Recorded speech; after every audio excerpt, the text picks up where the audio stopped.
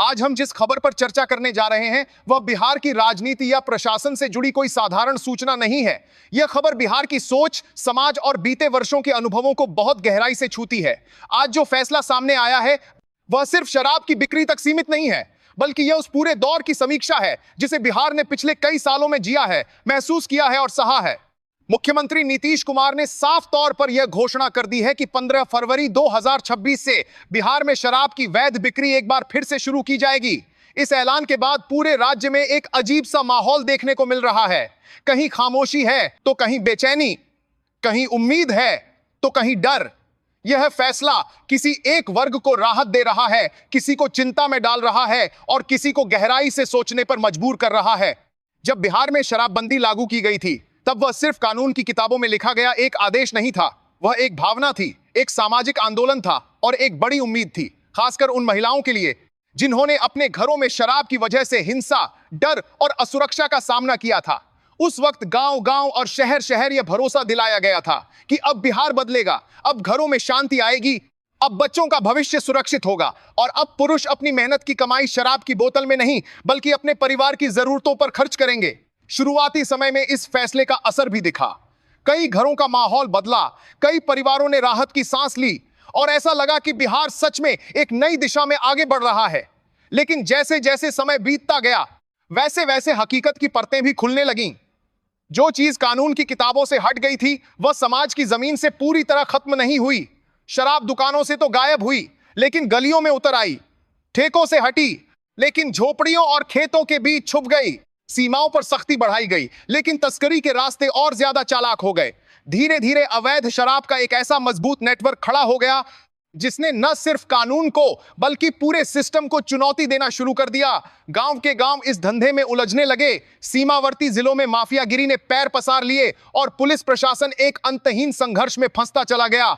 जब नकली और जहरीली शराब ने लोगों की जान लेनी शुरू कर दी, एक के बाद एक गांव मातम में डूबते चले गए। कई परिवार पूरी तरह उजड़ गए, कई माहों की गोद सूनी हो गई और कई बच्चों की पढ़ाई हमेशा के लिए रुक गई। हर मौत के साथ यह सवाल और गहरा होता चला गया कि क्या शराबबंदी अपने असली उद्देश्य में सफल हो पाई या फिर इसने एक नई और ज्यादा खतरनाक समस्या को जन्म दे दिया। दूसरी तरफ कानून का बोझ लगातार बढ़ता गया, जेलें भरती चली गईं, अदालतों में शराब से जुड़े मामलों का अंबार लग गया। पुलिस का बड़ा हिस्सा सिर्फ इसी कानून को लागू कराने में उलझ गया। वहीं राज्य को मिलने वाला वह राजस्व जो शिक्षा, स्वास्थ्य, सड़क और रोजगार पर खर्च होना चाहिए था, लगभग पूरी तरह खत्म हो गया। यह पैसा अवैध कारोबारियों और तस्करों की जेब में जाने लगा। यहीं से सरकार के भीतर एक गहरी और खामोश समीक्षा शुरू हुई। यह समझ आने लगा कि सिर्फ प्रतिबंध से समाज नहीं बदलता, सिर्फ सख्ती से आदतें खत्म नहीं होती और केवल ताले लगाने से व्यवस्था सुरक्षित नहीं हो जाती। कई बैठकों, कई रिपोर्टों और जिलों से मिले फीडबैक के बाद यह स्वीकार किया गया कि असली समस्या शराब नहीं बल्कि उसका अनियंत्रित और अवैध स्वरूप है। इसी सोच के साथ सरकार ने शराब को नियंत्रित तरीके से वापस लाने का फैसला किया है। लेकिन सरकार का दावा है कि इस बार कहानी पूरी तरह अलग होगी। इस बार शराब बिना निगरानी के नहीं बल्कि सख्त नियंत्रण के साथ लौटेगी। शुरुआत शहरों से की जाएगी। हर दुकान पर सीसीटीवी कैमरे लगाए जाएंगे, हर बिक्री का डिजिटल रिकॉर्ड रखा जाएगा, बिक्री का समय तय होगा, नाबालिगों के लिए पूरी तरह सख्त नीति लागू की जाएगी, नशे में वाहन चलाने वालों में सख्त नीति पर कड़ी कार्रवाई होगी। सार्वजनिक स्थानों पर शराब पीना पहले की तरह अपराध ही रहेगा और अवैध शराब बेचने वालों पर पहले से भी ज्यादा कठोर कानून लागू किए जाएंगे। सरकार का मानना है कि इन कदमों से अवैध नेटवर्क कमजोर होगा, जहरीली शराब की घटनाओं में कमी आएगी और राज्य को मिलने वाला राजस्व फिर से लौटेगा। इससे शिक्षा, स्वास्थ्य, सड़क और युवाओं के रोजगार के लिए नए रास्ते खुल सकेंगे। लेकिन बिहार की खासियत यही है कि यहां हर बड़ा फैसला समाज को दो हिस्सों में बांट देता है। एक वर्ग इसे साहसिक और ईमानदार कदम मान रहा है, उसका कहना है कि अवैध तंत्र को तोड़ने का यही एक व्यावहारिक तरीका है। वहीं दूसरा वर्ग आशंकित है, उसे डर है कि कहीं शराब के साथ वही पुरानी हिंसा, वही घरेलू तनाव और वही सामाजिक समस्याएं फिर से वापस ना आ जाएं।